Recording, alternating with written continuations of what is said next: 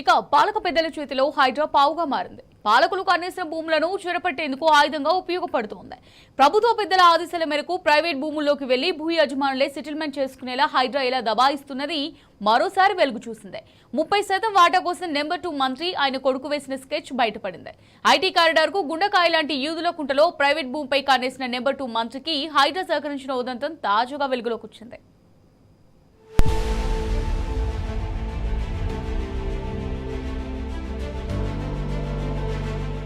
సర్కార్ పెద్దలు కన్నేసిన భూములను చెరపట్టేందుకు హైడ్రా ఎలా పావుగా మారుతున్నదో చెప్పేందుకు మరో ఉదంతం మచ్చుతునకలా నిలిచింది. మేడ్చల్ మల్కాజిగిరి జిల్లా కూకట్పల్లిలోని సర్వే నెంబర్లు 1002, 1003 నుంచి 1006 వరకు గల 17.12 ఎకరాల భూమి అదే గ్రామానికి చెందిన యాదయ్య ఇతరుల పేరిట ఉన్నది. కనకదుర్గ హౌసింగ్ సొసైటీ పేరిట 80 మంది ఉద్యోగులు కొంత భూమిని కొనుగోలు చేశారు. ఆ తర్వాత ఎన్వీఎన్ కన్స్ట్రక్షన్స్ కంపెనీ మొత్తం 17.12 ఎకరాల భూమిని కొనుగోలు చేసింది. 2014లో ఖానామెట్ పరిధిలో ఈ భూమిని ఆనుకొని ఉన్న భూ యజమానులు హైకోర్టుకు వెళ్లారు. దీంతో 2014లో రెండోసారి ఆర్డీడీ సర్వే చేసి 64 ఎకరాలు ఓవర్ ల్యాప్ గా నిర్ధారించారు. అనంతరం ఎన్వీఎన్ కన్స్ట్రక్షన్స్ నిర్మాణాల కోసం జీహెచ్ఎంసీకి దరఖాస్తు చేసుకోగా మరోసారి స్పష్టమైన సర్వే చేయించుకుని రావాలని అధికారులు సూచించారు. 2020లో ఈ భూమి సర్వే నెంబర్ 7 అని, అందులో ఈదులకుంట ఉందంటూ ఓ వ్యక్తి హైకోర్టులో కేసు వేశారు. విచారించిన ధర్మాసనం చివరికి అది సదరు కంపెనీకి చెందిన పట్టా భూమి అని, అక్కడ నీటి వనరు లేదని తీర్పిచ్చింది.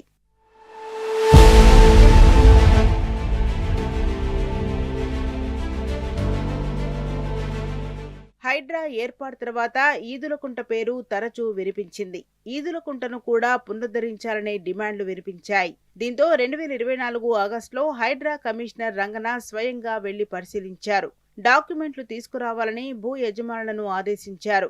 గత నెల 25న అంటే రంగనాథ్ పరిశీలించిన దాదాపు 21 నెలల తర్వాత హైడ్రా అధికారులు ఒక్కసారిగా రంగంలోకి దిగారు. 13.24 ఎకరాల్లో ఎన్వీఎన్ కన్స్ట్రక్షన్స్ చేపట్టిన నిర్మాణాలు, ఫెన్సింగ్, ఇతరత్రా అన్నిటినీ బుల్డోజర్లతో నేలమట్టం చేశారు.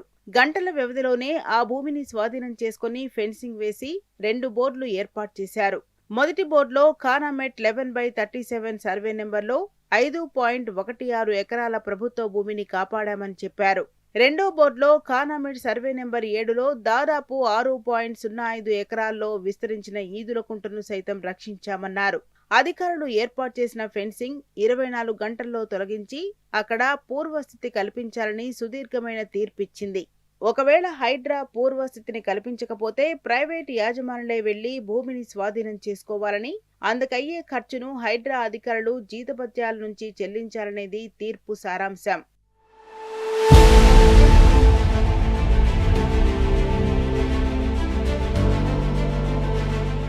2024 అంటే కాంగ్రెస్ ప్రభుత్వం ఏర్పడిన తర్వాత మరో వ్యక్తి ఇదే అంశంపై హైకోర్టులో కేసు వేశారు. 2024లో అంటే కాంగ్రెస్ ప్రభుత్వం ఏర్పడిన తర్వాత మరో వ్యక్తి ఇదే అంశంపై హైకోర్టులో కేసు వేశారు. దీనిని కూడా విచారించిన న్యాయస్థానం ప్రభుత్వ ప్రధాన కార్యదర్శితో పాటు జీహెచ్ఎంసీ కమిషనర్, రెవెన్యూ ముఖ్య కార్యదర్శి, మేడ్చల్ కలెక్టర్, కూకట్పల్లి తహసీల్దార్, నీటిపారుదల శాఖ ముఖ్య కార్యదర్శి, north tank division EE, NVN constructions ప్రతినిధులకు నోటీసులు ఇచ్చింది. ఈ కేసుపై హైకోర్టులో ఇంకా విచారణ కొనసాగుతుండగానే అసలు కథ మొదలైంది. సర్వే చేయాలని కోర్టు ఆదేశించిన 2024 ఆగస్టు నెల నుంచే హైడ్రాను అడ్డుపెట్టుకుని తెర వెనుక పరిణామాలు చోటు చేసుకున్నాయి.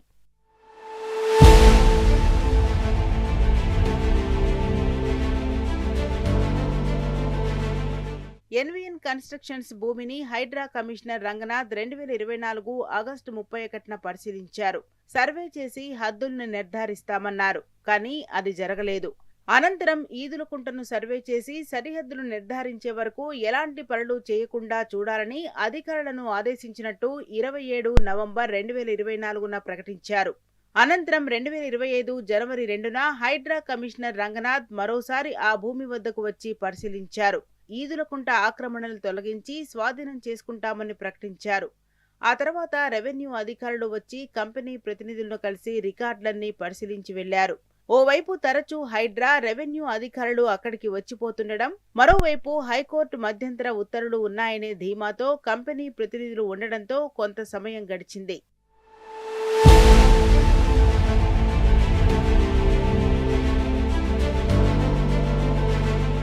2024లో ఓ వ్యక్తి వేసిన కేసును సుదీర్ఘంగా విచారించిన హైకోర్టు ముఖ్యంగా ఇదే కాంగ్రెస్ ప్రభుత్వ హయాంలో అధికారులు ఇచ్చిన నివేదికలను పరిశీలించింది.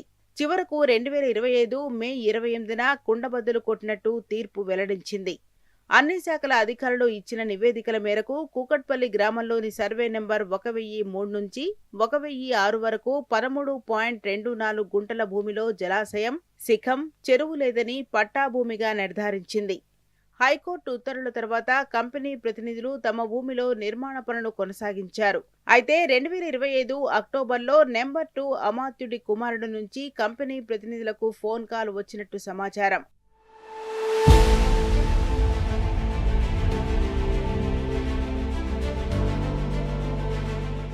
మే 25న హైడ్రా నేరుగా రంగంలోకి దిగింది. ఉదయాన్నే వచ్చి 13.12 ఎకరాల్లో ఉన్న ఫెన్సింగ్ ను పూర్తిగా నేలమట్టం చేసింది. షెడ్లు, సెల్లార్ల కోసం చేపట్టిన కాంక్రీట్ నిర్మాణాన్ని సైతం పూర్తిగా ధ్వంసం చేసి హైడ్రా బోర్డులు ఏర్పాటు చేసింది. కనీసం ముందస్తు నోటీసులు లేకుండా హైకోర్టు స్టే ఉన్నా ఇలాంటి చర్యలకు ఎలా పాల్పడతారు అంటూ భూ యజమానులు నెత్తినోరు కొట్టుకున్నా పట్టించుకోలేదు. హైడ్రా చర్యలపై వెంటనే సదరు భూ యజమానులు కంటెస్ట్ వేయటంతో మే 29న హైకోర్టు సుదీర్ఘమైన ఉత్తర్వులు జారీ చేసింది. హైడ్రా తీరుపై తీవ్ర స్థాయిలో మండిపడుతూ 24 గంటల్లో అక్కడ యథాతథ స్థితి ఉండాలని ఆదేశించింది. హైడ్రా స్వయంగా వేసిన ఫెన్సింగ్ తీసి యజమానులకు భూమి స్వాధీనం చేయాలని చెప్పింది. లేదంటే భూ యజమానులే స్వయంగా వెళ్లి హైడ్రా ఫెన్సింగ్ ను తొలగించి భూమిని స్వాధీనం చేసుకోవాలని సూచించింది. ఈ మేరకయ్యే ఖర్చును హైడ్రా అధికారుల జీతాల నుంచి చెల్లించాలని కోర్టు స్పష్టం చేసింది.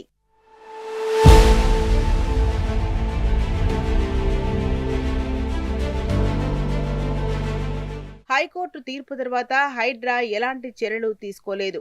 నిజంగా ఎన్వీఎన్ కన్స్ట్రక్షన్స్ కు చెందిన భూమిలోనే ఈదులకుంట ఉంటే ఉమ్మడి ఏపీలో కాంగ్రెస్ ప్రభుత్వం 9.27 కోట్ల రూపాయల ఫీజు తీసుకుని క్రమబద్ధీకరించింది కదా.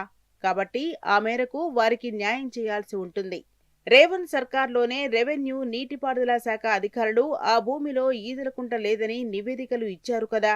ఆ మేరకే హైకోర్టు తీర్పిచ్చింది కదా. ఇంతకీ ఆ అధికారుల నివేదికలు సరైనవా? ఈదులకుంట ఉన్నదని చెబుతున్న హైడ్రా మాటలు నిజమా? ఒకే ప్రభుత్వంలో ఒకే సమయంలో ఇలా భిన్నమైన నివేదికలు ఇవ్వడం వెనుక మతలబేంటి? ఇక్కడే హైడ్రా ఇంత కాలయాపన చేయటం వెనుక మర్మమేంది? ఇటీవల హైకోర్టు తీర్పుపై అప్పీలుకు వెళ్తామని స్వయంగా హైడ్రా కమిషనర్ రంగనాథ్ ఎందుకు అప్పీలుకు వెళ్లలేదు? రోజుల వ్యవధిలోనే మనసు మార్చుకొని ఇకపై ఆ భూముల్లో జోక్యం చేసుకోబోమని ఎందుకు నిర్ణయించారు అన్న ప్రశ్నలు వెల్లువెత్తుతున్నాయి.